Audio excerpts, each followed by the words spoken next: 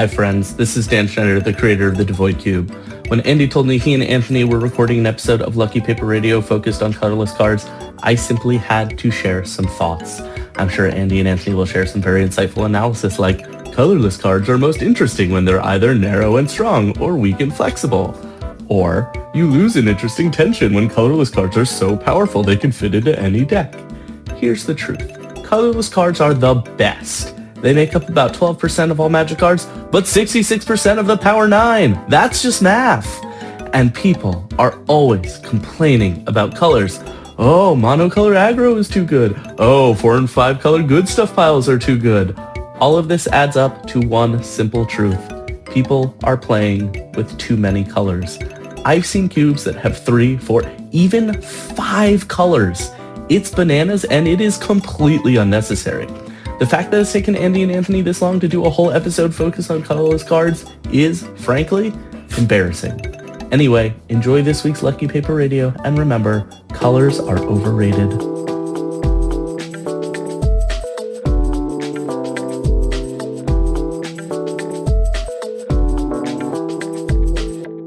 Ready to go? Yes. Great. Then I can welcome everybody to a brand new episode of Lucky Paper Radio. I'm Andy, and I'm here as always with my co-host Anthony, the 7th winningest player in the history of all Cube events Maddox. If you're willing to interpret this data in a bad way, then yes. That's just a fact. What do you mean? How are you interpreting it in a bad way? I've won the most games. It doesn't mean I have the best win percentage. That's not what I said. Yeah. Crazy to see the validation that I am, in fact, a true Cube sicko.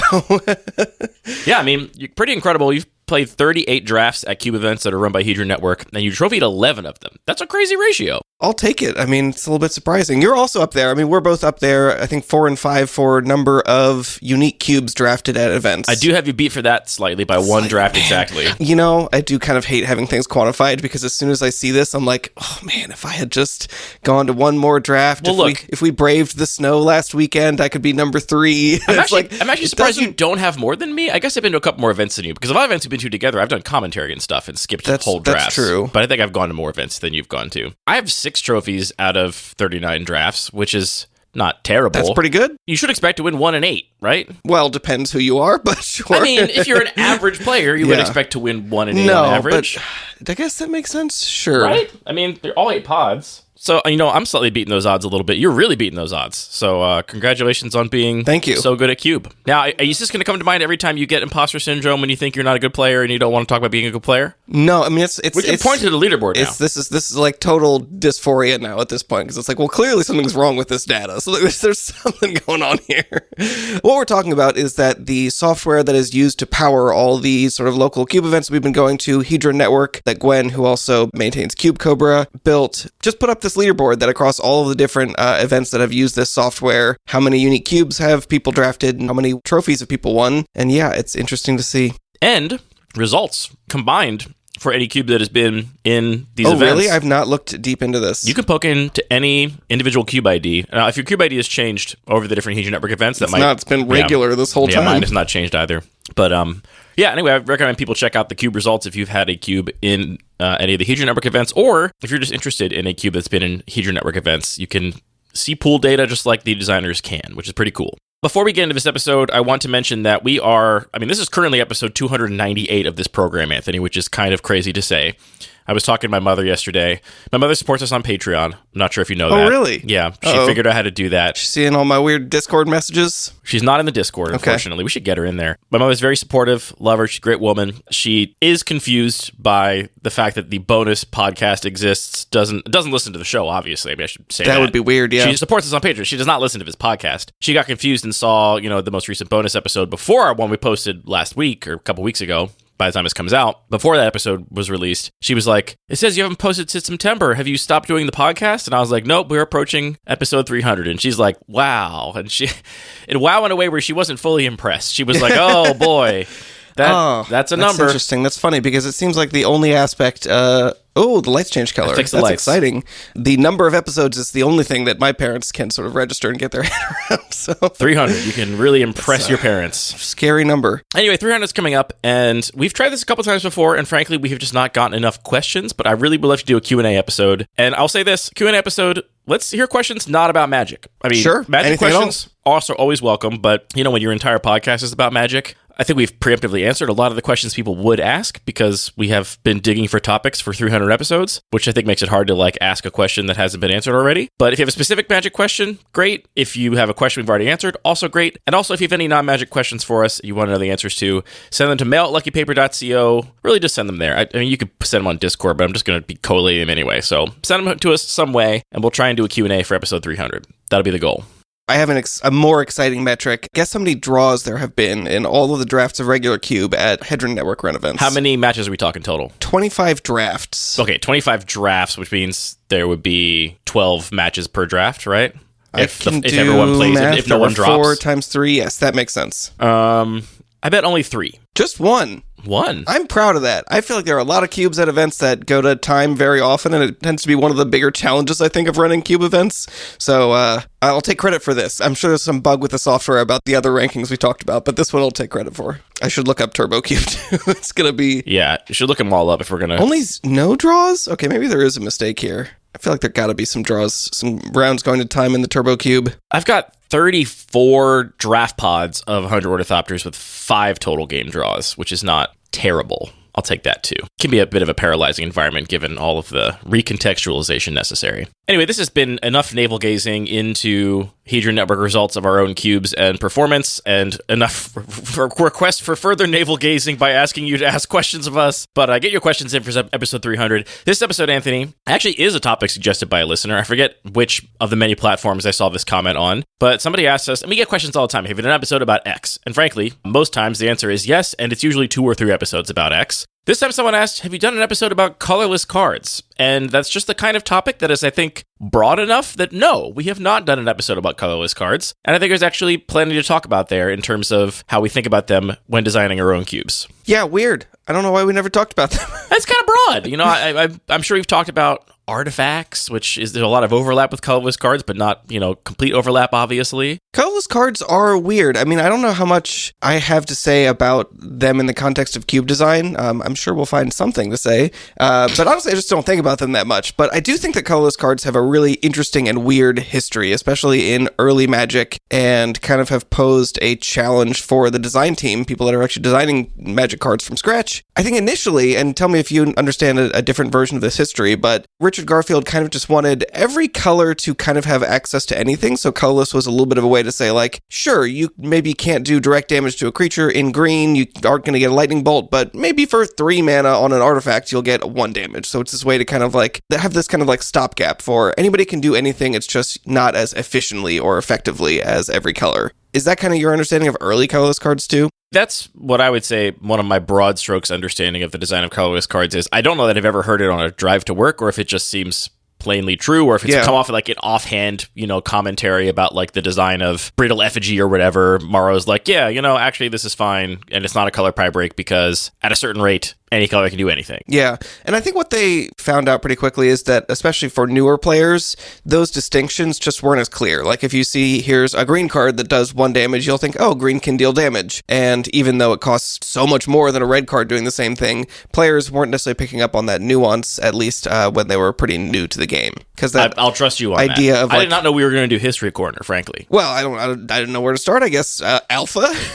Well, I think we can start by defining colorless cards. Okay. And this is something you can search in Scryfall for, so in some sense the definition is pretty strict. It's a card with no color, which is many artifacts. I wouldn't even say, it's definitely still most in terms of over 50%, but there are many more colored artifacts now than there ever have been in Magic's history. So it's many artifacts. It's devoid cards, which may have colorless casting costs, but are still actually colorless. It's devoid cards that also have colorless casting costs, like the original Eldrazi Titans and stuff like that. Obviously also lands are all colorless, though they might have a color identity. I guess there's one land that has a color. It's Dryad Arbor, right? Is there a second land that has a color? I think so. I think there's probably 3 or 4, but maybe I'm thinking of things that have a flip side. I'm not aware of another land that has a color other than Dryad Arbor, but I could be wrong about that. I think for cube design purposes, too, we should also include, I am notorious for annoying Julian Henry by going into Cube Cobra and adjusting the attributes of the cards in my Cube Cobra list such that they display where I would put them in deck building. So the most common way I do this is I override the mana cost of spells that have Delve or, are likely to be pitch cast or whatever. Like I put Force of Will at the 0 slot on my, Bun Magic Cube list because you're mostly casting Force of Will for 0. So when I'm laying out my deck, I put that in a 0 slot. Where do you put Tasigur? I put him at 1. I'm optimistic. So anyway, I'm notorious for doing this in all my Cube Cobra lists, and there's competing ideologies as to whether or not this is helpful or not. And, certainly, if your cube has something like Birthing Pod in it, if I have a Birthing Pod deck, I'm putting all my creatures exactly where their actual printed mana value is, because that's what I care about. And so there's not a perfect answer to even how I propose doing it. But there are cards in my cube that I have categorized as colorless across all of my cubes. I've got my visual spoiler up across all my different cube lists here, looking at all of my quote-unquote colorless cards. And there's some that I have marked as colorless that are absolutely not colorless. And a great example is Squee Goblin Nabob. That card in most of my cubes is not designed to be cast as a 3-mana 1/1. It is designed to be discarded for value and returned to your hand for free. The fact that it's red never comes into play in that equation. And so I count that card as colorless in a lot of my lists as well. I don't know, that's a weird case where it's like this is a card which does something so counter to the whole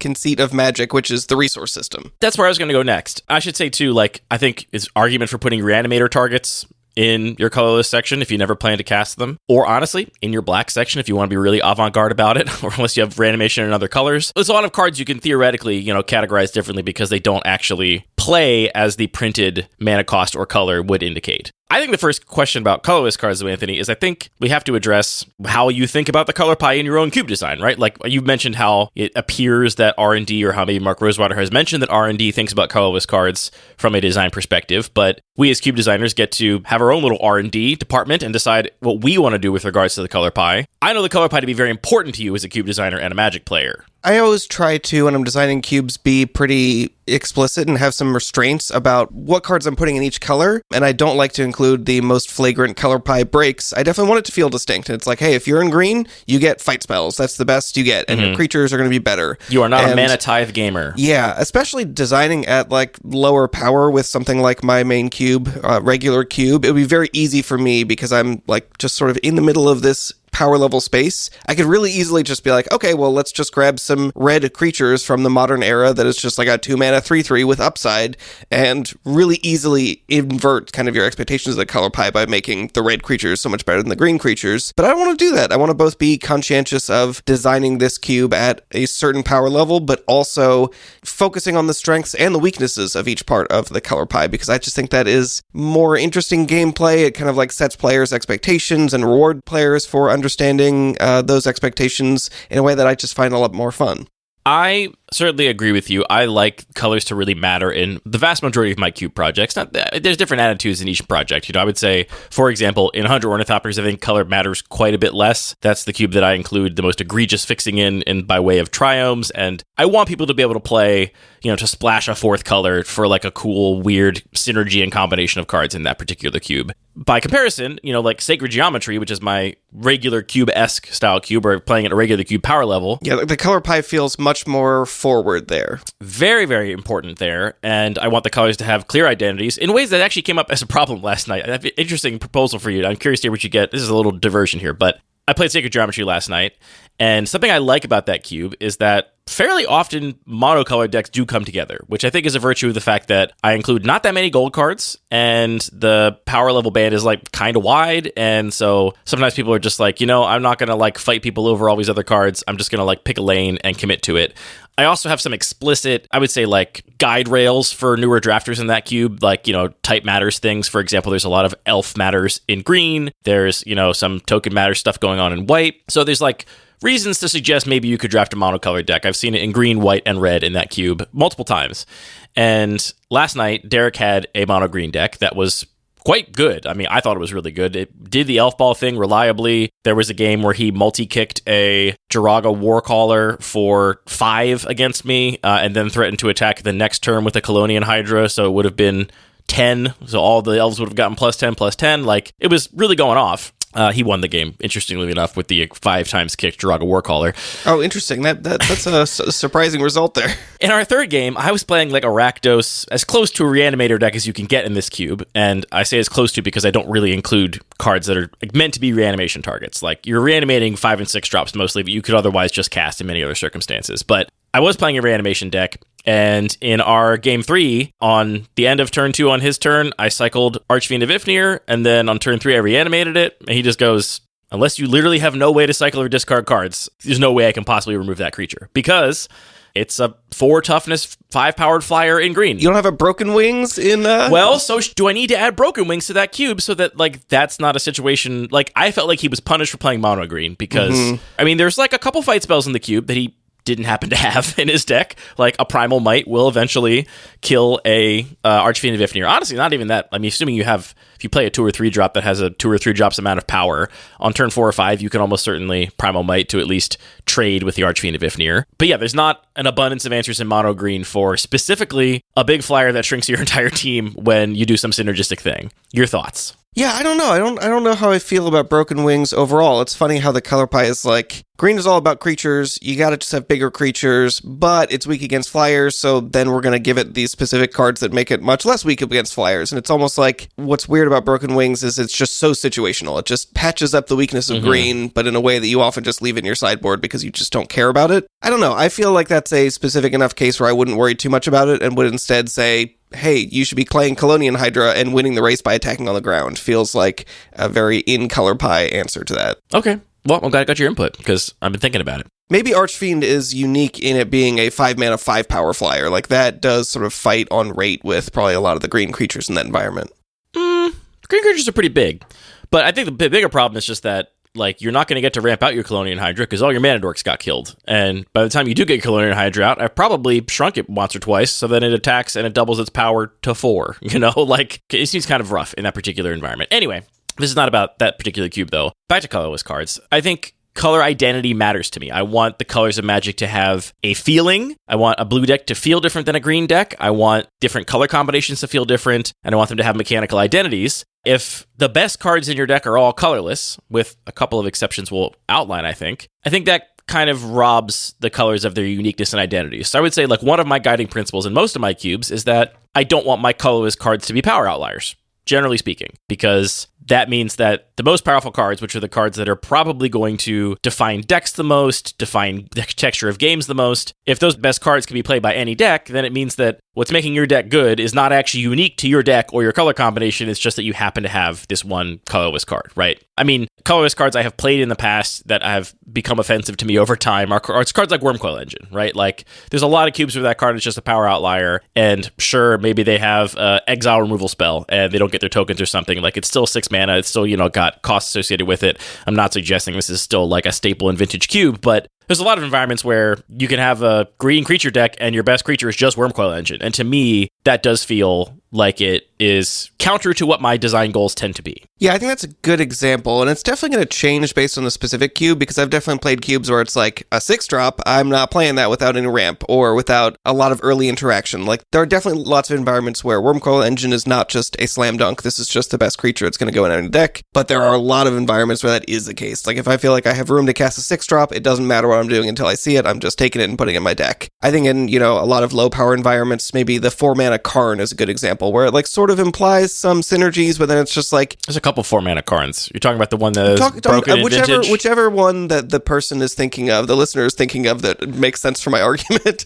There's the one from Dominaria that spits out Karnstructs, and there's the one that turns off all activated abilities of artifacts and also gets things out of your sideboard. Not that one. That one's very specific and weird. But also insanely powerful in the right context. But yeah, what if you're playing in this lower powered cube and it's like, oh, I'm just going to take this colorless draw engine that also can build its own threats? Like, yeah, I agree. It sort of can lose some of its identity. I will say one place where I'm a little bit soft on that, or I'm willing to, like, have my opinion changed a little bit, is when the power outliers in the colorless cards still have strong reasons to play them in specific kinds of decks. So, for example, you could certainly imagine an environment where Wormcoil Engine is really good, but only if it's ramped out. And then it kind of is effectively a green card. Right. If that truly is a cube where you can't just put Wormcoil Engine in your, like, red-black mid-range deck and have it be good. Like, it has to be bad there for this to be true in that particular scenario. Another example I would give is, I think one of the best cards in the Bun Magic cube is Retrofitter Foundry. But Retrofitter Foundry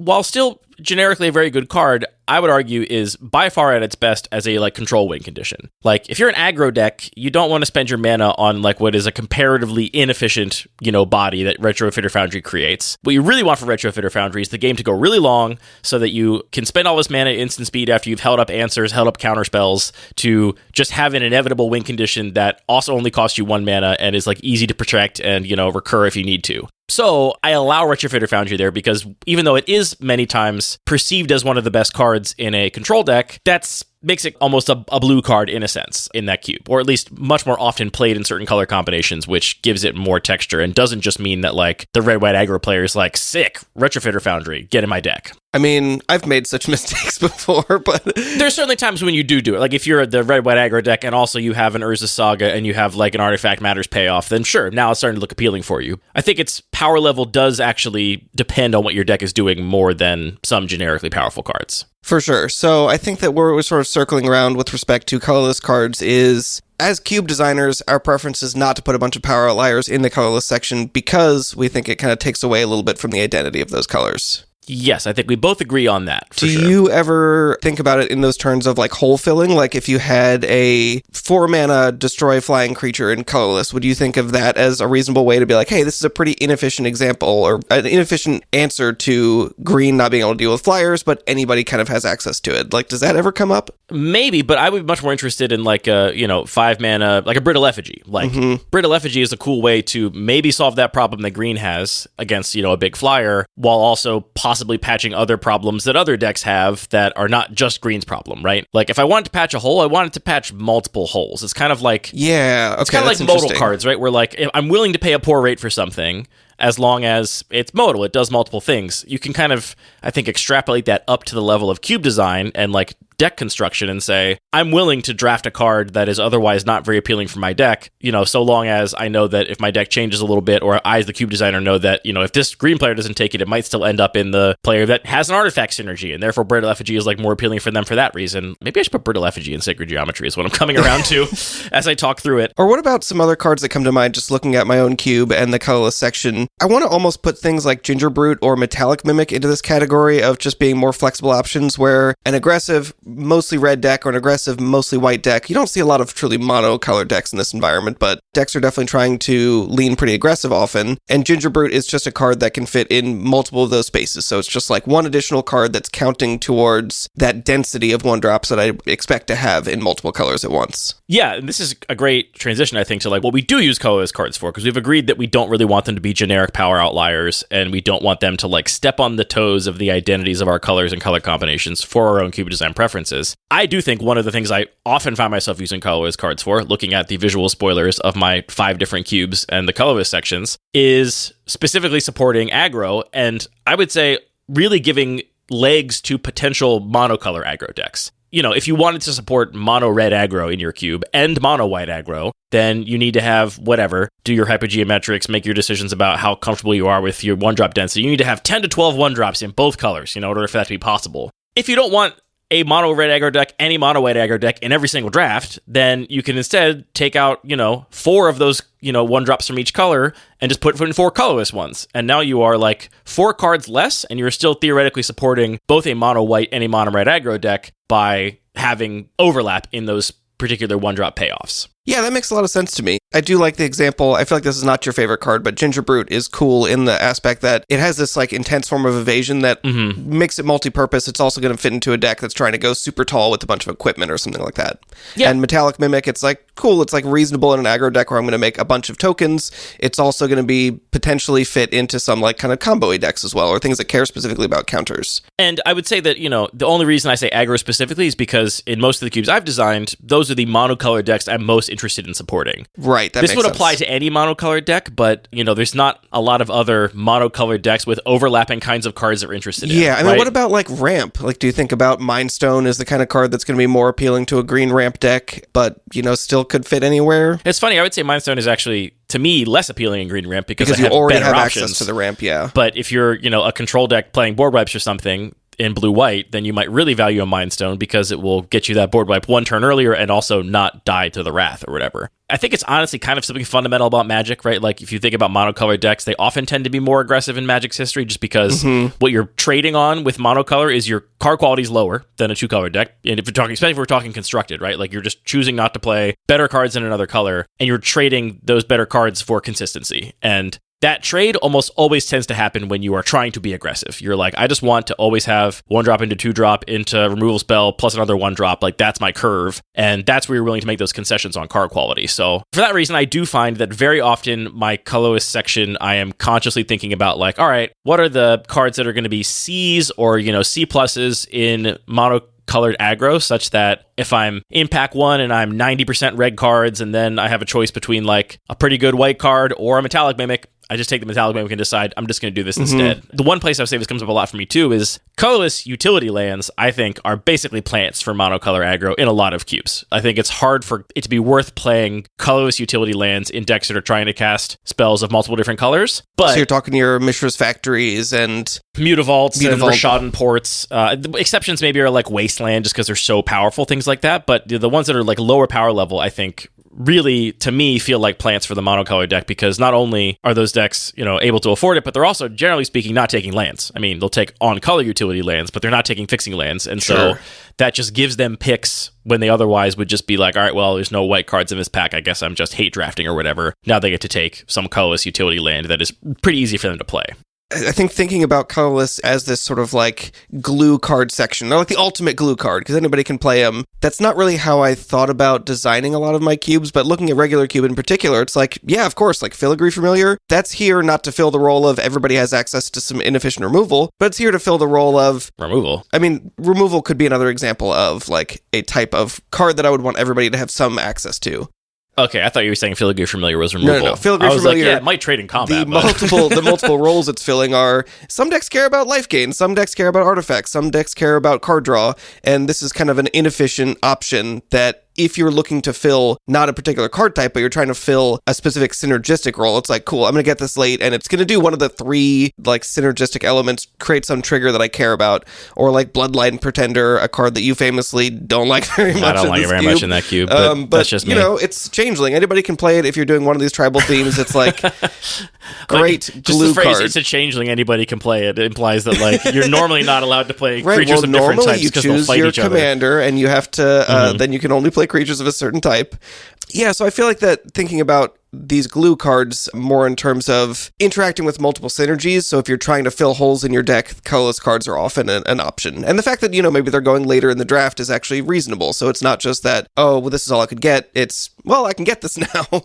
I would also say that in general, the power level you play at has a big impact over the colorless cards you really can afford to run. One of the trends in the Bun Magic Cube over time, which is my power-motivated cube, it's my eternal list that plays, a lot of Magic's most powerful cards. One of the consistent trends you could track over the, 7 years I've had that cube is just the number of colorless cards have just decreased pretty linearly over time because as I continue to hone the list and really focus on playing the best cards, guess what? Filigree Familiar is not that great at anything. And so if your fixing is good enough, you don't ever want Filigree Familiar in your deck and it just rides sideboards. And so I've really sort of narrowed that down to just like the cream of the crop because I'm trying to play like really efficient, powerful Magic. Conversely, in a cube like the regular cube, you could afford to play as many colorless cards as you wanted. There's no limitation on there's some limitation. Maybe it's 1,000 colorless cards that would be viable on power level in the regular cube, but you have, the choice to decide exactly how many you run, that's true of everything in cube design, right? Like the lower power you are, the wider variety of things you have access to, but you feel it specifically at like the peaks of power in the colorless section specifically, if you're avoiding, like Moxen and Time Vault and stuff like that, which are obviously famously broken colorless cards. That kind of reminds me of a question that I see occasionally from especially people that are just starting cube design, which is they will ask, how many colorless cards do I need? Or maybe more specifically, how many artifacts do I need? Is that a question that you think about at all in those terms? Yeah, I do think about how big the colorless sections are in my cubes. Okay. I think about it in terms of like how many colors I want decks to be playing, and I do think a bigger colorless section makes it easier to play fewer colors because you just can get more on-color cards for your deck without having to, there's more on-color cards for every deck because some of them are colorless, That's an interesting thing, though, because I agree with that. But I also think in some environments, more colorless cards makes it easier to play more colors. Because if you just say, like, well, okay, I'm going to take some fixing lands and some, like, reasonable colorless cards that'll fill my curve in between, actually, I can now, like, have fewer fail cases in my deck because I'll often have stuff to do, and this casting this like 5-mana gold card is going to be really worth it. I just need those colorless cards to kind of get me to that point. Well, this brings up the next question, I think, which is a clear distinction of ways to approach a colorless section in a given cube, which is, do you have an archetype that is colorless, that is almost entirely contained in the colorless section of your cube, or can be played in any color? And I can say for my cubes, that answer differs. Like in the Bud Magic Cube, I do not. I mean, I play Urza Saga, and there's cards that are good with Urza Saga, and so that's the closest thing I have to like a quote-unquote archetype that you can put in any deck, but that's really only a small handful of cards. At best, that's a package. By comparison, in both Classical and Sacred Geometry, I for sure have colorless decks. Like in the Sacred Geometry Cube, I have kind of a modular deck with a bunch of +1/+1 counters, and I have Arcbound Ravager and Triskelion and, Monoskelion, and like there's the shape of an archetype there that you could then complement in any way you wanted with a color, right? That, I think, is a clear change in design direction, whether you care to have a colorless archetype. Definitely, and I think that that's another way to kind of create a new sort of theme or strategy in the cube that, like we were saying earlier, doesn't necessarily just feel like it's losing any resonance or losing any strategy or theme to it, because you're still caring about something explicit. It's not just like, oh yeah, these are the colorless cards, they were the best. It's, oh, I have Traxos. I really need to draft around Traxos to make this work. And yeah, in the regular cube, I have a very clear artifact theme, and what I like about it is that it sort of is somewhat orthogonal to the rest of the color pie, but there are quite a few blue cards that care about artifacts, there are a number of white cards that care about artifacts, there are red cards that care about specifically casting any non-creature spells, which will count artifacts. So there's I think blue-black is the color combination for artifacts, because specifically if Baleful Strix and the Sphinx that tutors an artifact creature to your hand. And then there's that explicit like artifact creature theme there. So there's like a couple ways that artifact theme intersects with a couple things. But are we entangling too much colorless versus artifacts? Because on one hand, it's like, sure, we have some cards that are kind of doing this glue role, but then we have these other cards that just really care about that card type. I think in most cubes, the vast majority of the colorless non-land cards are going to be artifacts. I mean, you definitely can have devoid themes, and I actually think this applies just the same to a devoid theme, right? It's just the cards that care about the devoid themes could still be in different colors. I'm really happy with how the artifact theme in Sacred Geometry fits in with the rest of the cube, because specifically I've seen people play it with every other color combination, right? Because it's a like +1/+1 counter synergy as well. It goes with like all the +1/+1 counter stuff in white and green. So you can definitely do a like white-green artifact deck. There are also things that explicitly care about artifacts in blue, and so you can do like a blue artifact deck. I also have Baleful Strix, and so that's a good enough reason to be playing blue-black if you're the artifact deck. And then just on Tuesday, for the first time, I saw a Muldrotha artifact deck, because somebody was drafting the artifact deck, got handed Muldrotha, and was like, okay, I'm doing that. Here we go. And turns out that when you can Arcbound Ravager and then cast it again from your graveyard Muldrotha, it's pretty cool. I love that deck has a built-in, like 5 built-in open-ended nodes for like plug me into anything, and like there's ways that I can potentially synergize and work. Honestly, like talking through it and like looking at it, in broad strokes, makes me think I kind of wish I had that in more of my cubes. Like I wish there was a deck in the Bun Magic Cube that could also slide in that way. And for all the reasons I talked about, there's not a lot of colorless cards there. I don't have room for a colorless archetype in the current version of that cube. If I were to like return to that and think about making big changes to the design, I think it's one of the things I'd try and do is like, all right, can I fit a like colorless theme or like archetype in here that has built-in ways to be played kind of with any other color? Yeah, that's interesting that if you just dropped in Arcbound Ravager, like it looks like a card that could hang on power level with everything else that's in that cube, but it couldn't because there isn't enough support for it. Yeah. So like you would have to add that and then a whole bunch of other stuff to make that work. But yeah, that could be a cool exercise. I mean, even if you don't do that, just as an exercise, see what you think it would take.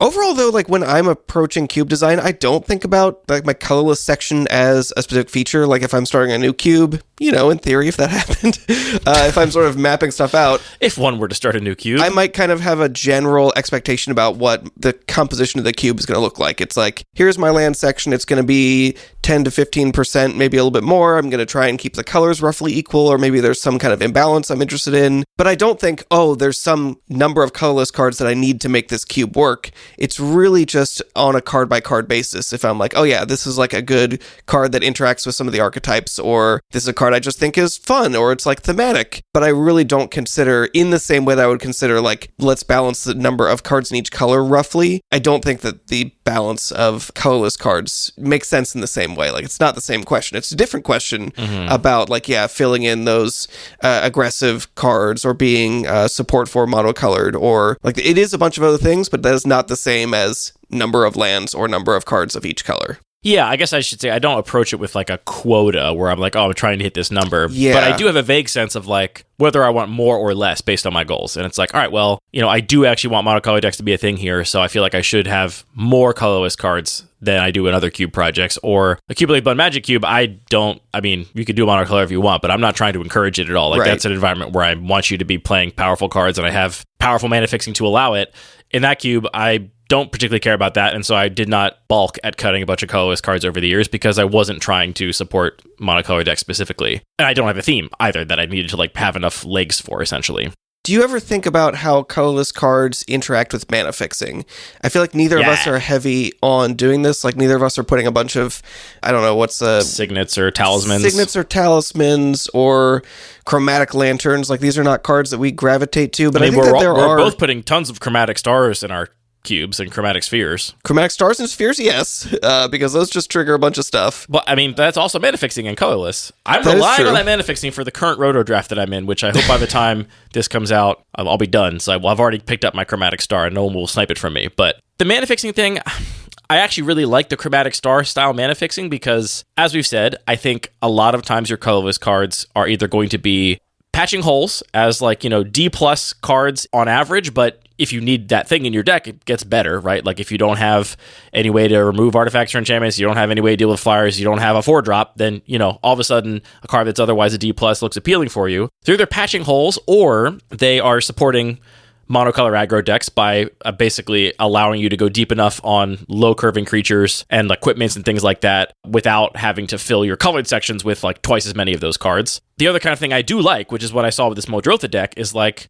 okay, the deck that is mostly colorless means it can kind of splash a bunch of things, right? Like, if you are 3 colors, but you only have 4 or 5 pips of each color, then you're not really a 3-color mana base. You're kind of a colorless mana base with 3 splashes. And then you actually don't need a ton of mana fixing for those spells to be castable, provided you're not trying to cast them on turn 1, right? But if you're trying to splash a Swords to Plowshares and, I don't know, what's a big 1-pip spell that everyone loves? A big 1-pip spell. Charging Monster Sword. You know, you're trying to play those in your artifact deck, then you can get away with a kind of sketchy mana base because you just don't have that many pips. And in those situations, a chromatic star is huge, and it just says, yeah, okay, maybe I only got 3 black sources, but I'll cast Modrotha because I also have this chromatic star, and I also have, what's the prismatic, no, the 2-mana guy? Pentap Prism. That's a card I think is kind of cool. Maybe you have a Pentap Prism in there, or Prophetic Prism. Any prism, really. Any prism will do. I like those for those purposes, and then, like you said, the chromatic stars and spheres, the reason you and I love them is because they trigger so many things. They trigger things that care about casting non-creatures, things that care about casting artifact, things that care about putting stuff in the graveyard, things that care about sacrificing things. They also drawing your second card a turn. Like, it kind of does so many things that it becomes a really interesting way to just like slightly enable a bunch of stuff in a hole-filling kind of way. Right, yeah. How do you think about colorless cards that I sort of feel like are colorless just because of the history of the game and its sort of design and aesthetics? So I'm thinking about Mana Rocks, early equipment and vehicles. Like, obviously those have changed a lot, and because of some of the issues with making very powerful colorless equipment and vehicles, the more recent designs, they probably have, like, I don't know, a pizza on a stick or whatever that's a colorless equipment or colored equipment. I don't know what they're making over from this burn. But yeah, it's like there's not something that is intrinsic, I think, to the game system that means equipment should be colorless. I think it was more of an aesthetic choice that was like inherited, and like I like that. I think that it is flavorful. I do prefer the colorless equipment, even though a lot of the colored ones I think are better game pieces mechanically because you can design them so that they tie into the color pie and you know, are costed such that it makes sense for the color they're in. I think aesthetically, I prefer the colorless equipments because it just makes, you know, like you said, resonant It's a sword. sense. You don't need to be a green wizard to know how to use a sword. You just pick up the sword. Any magic will do. You're going to get a lot of angry emails from swordsmen. Oh, just pick up a sword? Anyone can use a sword? I guess all these years in swordsman school didn't do anything for me. Mana Rocks is the biggest one I think about for this because That's just like from Alpha. They were like, yeah, some artifacts produce mana. Who knows why, but that's a thing that we have. And because of that, you do see like colorless ramp decks being a thing in a lot of cubes, just because there's a lot of cards that are printed that are mana rocks. And if you print a lot of cards, cube designers will put them in there eventually. A revelation that I see a lot of cube designers have that I feel like I also had at some point with the Bud Magic Cube was like, actually, I don't want to support colorless ramp. Like, for a long time, I was playing like a full set of signets, as was the style, circa 2014 or whatever. It was the style at the time. And eventually I was like, I just think green should be the color that can ramp. And it's not that like these cards are overpowered or like it makes the green deck look pitiful when, the blue-white deck is to play an Azorius Signet. It's just that, like, what are all these 10 cards adding to my cube list? They're just, like, air. They're, like, lands you pay for. Like, it's not really that appealing to me, and the payoffs are not clear enough. Now, I do play a colorless ramp strategy in the Neoclassical Cube, partially because that cube is all about the identity of early Magic, and that's when they printed all the broken mana rocks and all the broken artifact stuff, and so it feels appropriate there. And I will say that deck has some of the hallmarks that I've described of both the sort of support cards for monocolored aggro, in that if you are a ramp deck that is either green or otherwise, like the green ramp deck is taking Grim Monolith and playing it every time, like a card's just insane. Oh, am I supposed to take that card? You should. So it's like a glue card for a green ramp deck that also can go in a wildfire deck, an upheaval deck, or whatever. And it's also a colorless archetype. Like there's enough ramp in the Neoclassical Cube, just in colorless, that you can then combine that with any sort of payoff. And while it most often gets paired with, like blue artifact matters stuff, like you have a Tinker and an upheaval, like that's where you most often see it. I've also seen it in like white decks just to cast like a giant Decree of Justice. It's like, yep, I got a bunch of ramp and I'm just going to cast a huge Decree of Justice and deal with that. Pretty good with balance, too.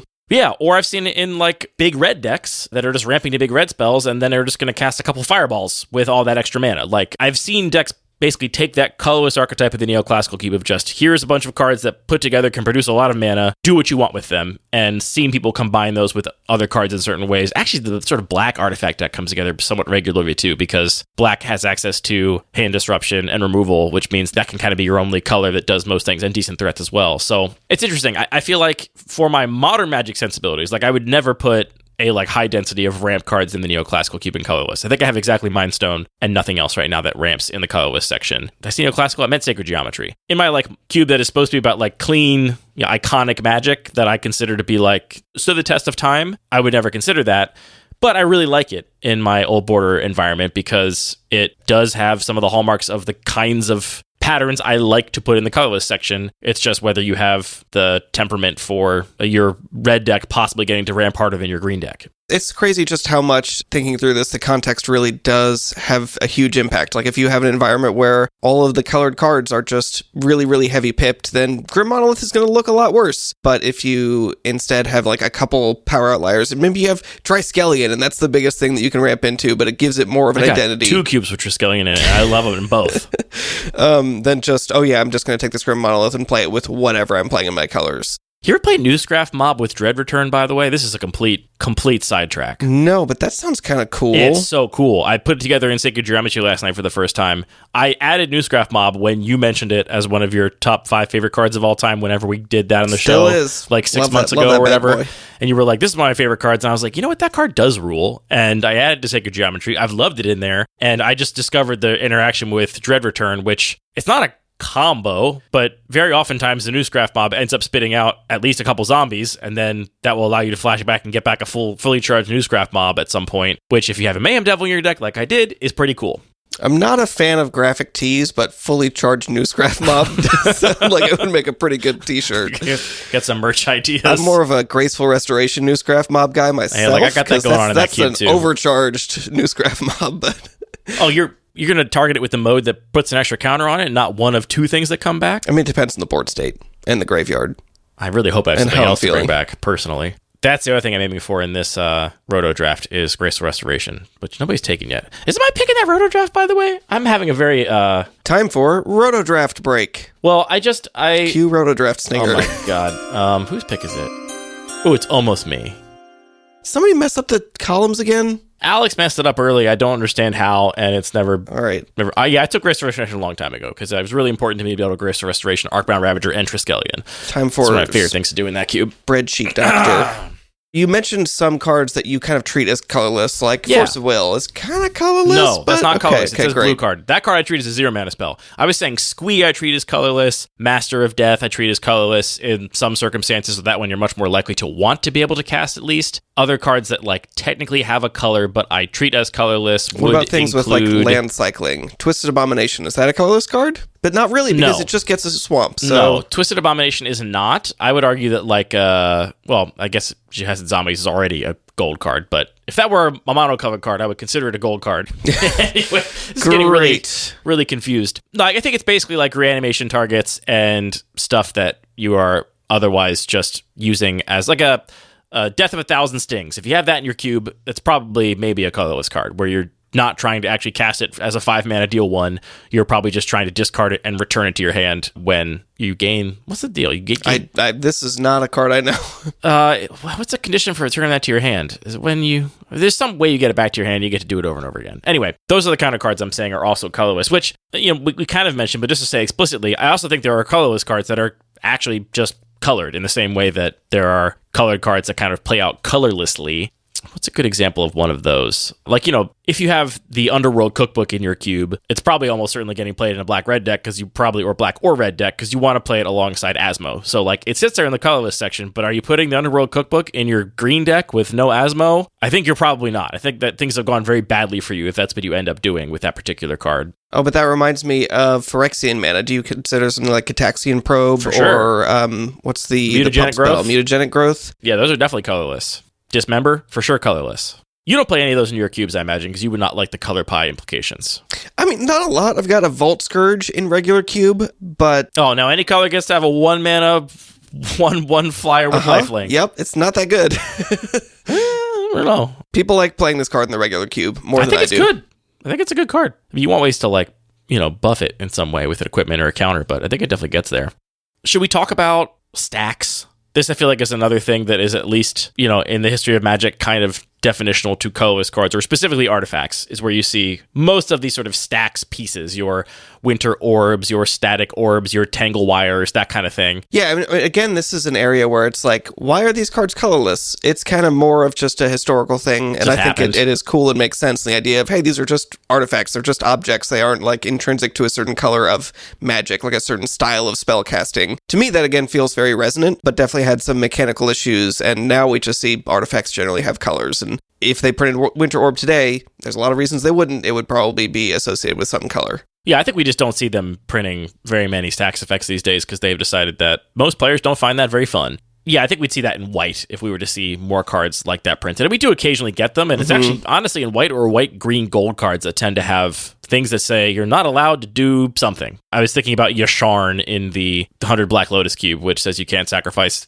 stuff to pay for effects. That's a Stax effect, sort of. That's a colorless thing. I do include some cards like that in the Neoclassical Cube because it's iconic to old Magic, in my opinion. I'm one of the sickos that I like playing. I really like playing low-resource games. I like playing the Winter Orb Mirror, especially if, it's not broken in half. Like, if I don't have some way to completely break parity that is just, like, completely unfair. And those games, like, people shouldn't even complain about because it's just over, right? Like, if you did a synergistic deck and you turned Winter Orb into a, like, lock piece that doesn't affect you, congratulations. It's the same as assembling Splinter Twin. Just, concede and go to the next one. I like playing the games where it's like, all right, I think this gives me a little bit of an edge because you're more tapped down than I am, but I don't have an obvious way on board to, like, massively benefit from having this Winter Orb in play. I think those thumb screws really make the decision-making pretty interesting for me. So I like those kinds of games, so that's why I include that in the Neoclassical Cube. Similar to the ramp deck, like, that can be in multiple colors. Like, you can be a Stax deck that is just aiming to have threats in play. Like, basically, I'm going to play 2 1-drops, and then I'm going to cast some Winter Orbs and attack you to death slowly. Yeah, I'm just going to play a couple creatures, be ahead on board, and then my Tangle Wires and Winter Orbs are just going to mean that your getting back into this game is delayed long enough that I can get your life total to 0. That's a pretty common way to do it. Or you could be like a combo deck that's trying to break parity on them, where it's like, okay,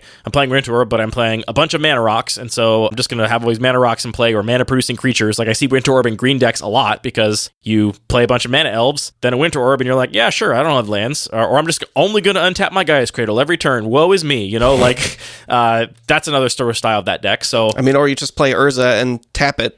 Well, yeah, I can't do that in any of my cubes, but you could do that in some cubes. You could. I guess I could add it, but right now you can't do that. Urza would fit right in Neoclassical Cube. He is such a classic, iconic character. Ooh. Ooh. There's no border printing of him, but I think it's only foil and many hundreds of dollars. I could find a heavily played one. Don't do that. Nobody's going to like that. That would not be good. I mean, the Construct that does not feel neoclassical to me. That particular token is not allowed.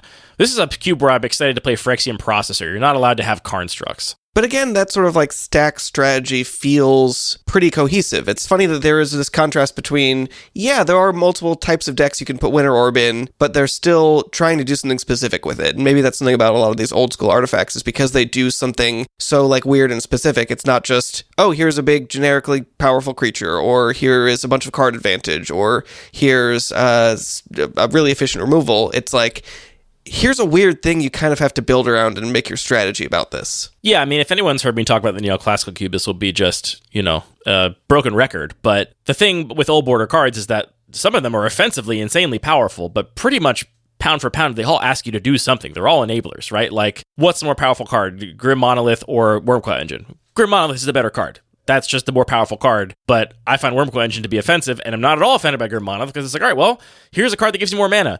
What are you doing with it? In this cube, you're casting Phyrexian Processor or Triskelion ahead of schedule, right? Which is cool, but not broken. Actually, you're probably also Storming Off. That's another thing you can do in this cube, so that's also an option. But you're casting up people, which is broken. But, they're all enablers that ask you to, like, do something, jump through some hoop to make them good. And those kind of cards I'm very happy to play in the Neoclassical Cube, and I think the Stax pieces fit into that category. Honestly, like, Mana Rocks, especially ones that produce colorless mana, definitely fit into that category. Like, I think newer Magic players, especially if they come from Commander, I've noticed this at Cube Night. If you come from Commander, you might have this idea that just Mana Rocks are good and you should just put them in your deck.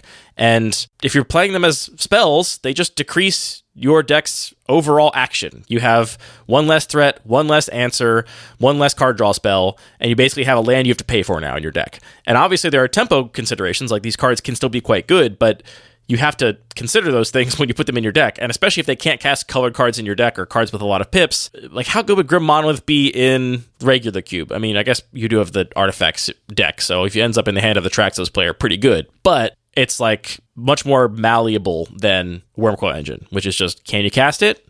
How much exile removal is there? How many ways are there to win without getting into combat?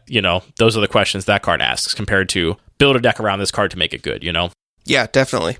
Maybe we should try it. Grim Monolith. Classic regular card. I do like the idea of, for the cubes in our playgroup that are like regulars that are, and you actually don't bring it out that much anymore, which you should bring it pretty often. It was in my backpack yesterday. Okay. But we have a lot of cubes in the group. You should put it up for the Cube Night more often. I love playing the regular cube. Anyway, I think it's fun for those cubes just to be like, you know what? We're doing a draft tonight and there's a couple special guests, Maybe put them in special little like inner sleeves so people can see that like this is not normal and you shouldn't get used to it. It's kind of cool too because you could not put them in the cube list on Cube Cobra, so it's like you're not updating the cube. Actually, you're just saying, yeah, these are just in there for tonight. That's a fun idea. Like literally, just it's a mystery. There could be something else in here, but it's the bonus sheet. Have a sort of body in mind. Oof, don't have just that. Thinking about that. Jesus Christ, don't have that. Have we comprehensively covered colorless cards? I'm sure we have not. I mean, colorless cards are comprehensively enough. Weird because there are like a lot of edge cases, like you mentioned at the beginning. Lands are technically colorless, but does that really matter for most design constraints and considerations, or even for gameplay? I guess not really. No, I mean, I think we talked about colorless utility lands and how those really bolster a monocolored aggro archetype, especially the ones that are not quite as like incredibly powerful. Like, yeah, sure, people are jamming Strip Mine in any deck, but yeah, I don't think you're putting Mishra's Factory in literally any deck. I think you want to be really heavily one color, if not a monocolored deck, before you're really happy to play a colorless land like that. Oh, and we also didn't talk about like the explicitly colorless, the Eldrazi that cost not generic mana, but colorless mana. I genuinely think, I mean, you're right. That's a whole other question of like, can you support colorless mana in your cube? And I think for a lot of people, the answer is from like the design space that's available, absolutely. But we as cube designers are working with this like extra level of, well, what has actually been designed? And you have a much more limited palette. So it's more just like, do you want this specific suite of cards? Not like, here's this huge space where you can go crazy. There are more actual colorless cards now than maybe you're thinking of, just there's because the Modern Horizons set. There's the whole Modern Horizons set, and there's been supplemental product and stuff like that. So there's more like fodder to work with to possibly carve out a space for yourself. One thing I'll say about that kind of thing is I did actually begin designing a cube at some point that was going to support a like colorless mana section, and I was going to try and do it with just non-basic lands, basically, like make all my fixing lands filter lands and pain lands and like lands that just also happen to incidentally tap for colorless, rather than, you know, putting waste in the cube, or I know some people put waste in the basic land box, or, you know, whatever, to actually give people access to colorless mana. And I never cracked it. It's felt hard to hit that balance that I was happy with. One of my favorite cards that I have not really found a good place to play, except for when it was in the Degenerate Microcube, because I did have a colorless deck there, is Thought-Knot Seer. I think Thought-Knot Seer is like a near perfect card from a design perspective, but I just don't have cubes where I can put it because it requires, it's like the 6th color of mana that I have not consciously thought about in my cube list. So I've not yet seen the cube that just like plays Thought-Knot Seer and you know, some other smattering of colorless spells and makes it not all about that. But I'd like to see it someday. If my Scryfall is right, there's only 28 cards with actual colorless mana, which is not a lot. That's fewer than I expected. Well, I Maybe I'm searching that wrong. I don't know how to search for it, so I'm not sure. There's ones in the New Modern Horizons set that have colored mana, but then they have like a kicker for a colorless, or they cost colored and a colorless, so they're in that space, but they are not going to come up in a search of just for cards that only care about colorless mana, I think.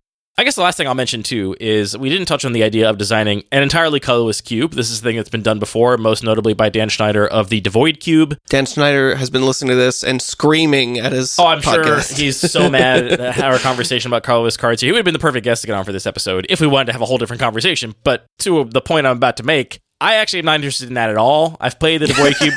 I mean, take that, Dan. Look, I mean, I'm sure I have cubes that Dan is not interested in at all, but like I've talked about the importance of the color pie to me, and I've played the Devoid Cube 3-4 times probably, and I don't enjoy the draft experience of cubes like that. The same goes for like, you know, your old mono black cube, or, you know, a cube where everybody has an emblem where they can cast, you know, spells for, you know, mana of any color. Like there's a lot of ways to get to the cube where color doesn't matter, and I don't like any of them. And also to preempt the comments, I know that color does matter in the Devoid Cube because you only get waste out of the basic blocks, but it includes all the colored Devoid spells, so you do have to care about color. But it's generally speaking an environment that is much less about having a deck in an archetype and more about raw card evaluation and like figuring out what speed you want your deck to be and how to fill out your curve and making sure you don't misevaluate a power outlier. The other thing I'll say about cubes that are very, very heavily colorless specifically is that yes, colorless can do anything at a rate, but there are some things that colorless does at much better rates. Like colorless ramps very well. It actually kind of has the best Stax effects. That's kind of like a thing that is unique to colorless. Colorless will get like a reasonable curve of creatures that, you know, you can play that are not that different from colored creatures at the same cost in a lot of circumstances. Colorless does not get stack interaction almost ever. It does not get removal even remotely efficiently. Whale. I mean, there are some. There's very, very few. But there are certain things that colorless just really either doesn't get access to or gets access to at just such an insane cost that it isn't really worth playing. Like, yeah, Null Brooch is a card. It's a cool card, but like, and some of those things are things I love the most. I love interactive magic. I love having removal. I love having stack interaction. And cubes that are all colorless, by definition, just can't have very much of that because there's just not a lot of it printed at even remotely playable rates. So, a consideration for you. Okay, Null Brooch in the Neoclassical Cube, yes or no? I've considered it. It's in the maybe board. I've also considered it in 100 Ornithopters, where I think it'd be kind of gross. Yeah, that could be rough. It'd be cool in Neoclassical, though. We could also play it on turn 2. With Grim Monolith? Oh, Beast's Workshop. Oh, sure. How are you going to play you got to play the Grim Monolith on turn 1 if you're playing that on turn 2, which you could do with a Lotus Petal. Yeah, that's what I meant. Cool. Sick. Well, this concludes a conversation about colorless cards and this episode of Lucky Paper Radio. As I mentioned, please send in your questions for us, magic related or not, so we can hopefully have a Q&A for episode 300 where the questions are not... Don't make them softballs either. Don't be like... I don't know, ask us interesting questions that are compelling. This is my challenge to you. Not necessarily a question that would be a whole episode topic. Something that's a little bit of a more bite-sized... Yeah, if you're asking a too broad of a question, it's not going to be good. But also don't be like, what's your favorite pizza topping? I don't know. I mean, I guess you could ask that if you wanted. But like, I want some questions that Let's just answer that one right now so nobody has to ask. Pepperoni and hot honey. That's 2 toppings. But they kind of go together. You get the spicy and the sweet. It's good. Second favorite, artichoke hearts. Just to throw it out there. Paralyzed. Caramelized onions, also up there for me. Onions are I've named good. 4 now.